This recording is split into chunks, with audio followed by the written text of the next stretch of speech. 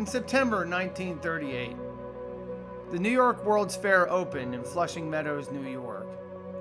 It was a massive event, attended by thousands, and some were even lucky enough to be witness to the first capsule to be buried underground.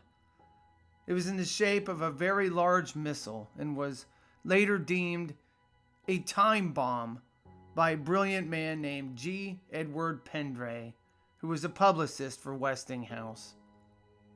They placed inside of it a light bulb, a safety pin, a telephone, $2.91 in cash, a plastic Mickey Mouse cup, and 75 other examples of our most advanced technologies, including DuPont's brand new synthetic fiber nylon, asbestos shingles, and tungsten filaments.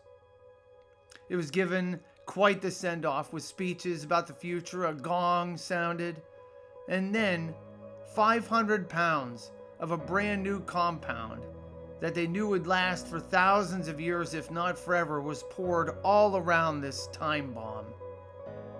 That compound was called chlorinated biphenyl, or polycarbonate biphenyls, also notoriously known later as PCBs.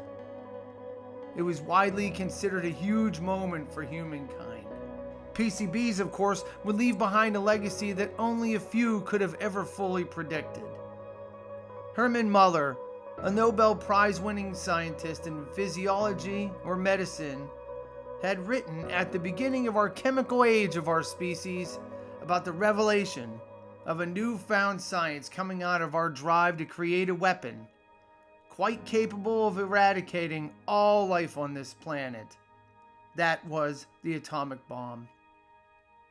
Muller saw something else in that discovery, a different kind of bomb that came from that process.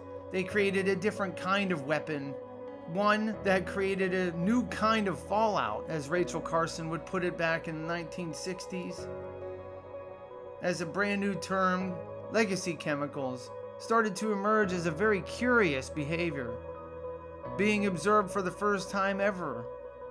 PCBs just didn't do the same thing as other contaminants did. No, its lasting effects were seen crossing generations of animals. Exposures borne by one generation manifested themselves differently down the line. In fertility, metabolism, immunity, cognition, and development, these chemicals were interrupting the work of our all-important hormone systems, and those are our biological messengers. These chemicals were interfering with the work of life itself. Not just for animals, but for us as well. And today, the legacy of fluorocarbons are only now bearing themselves to us. As we traded one legacy chemical for another, we can see it now with our own eyes.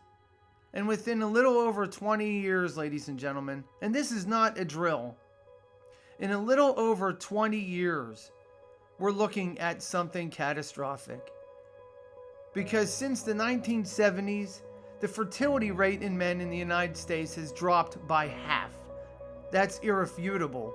And on October 5th, 2022, we now know that PFAS chemicals are found in the umbilical cord blood of nearly every single mother around the world, and 98% of all of the people in the world.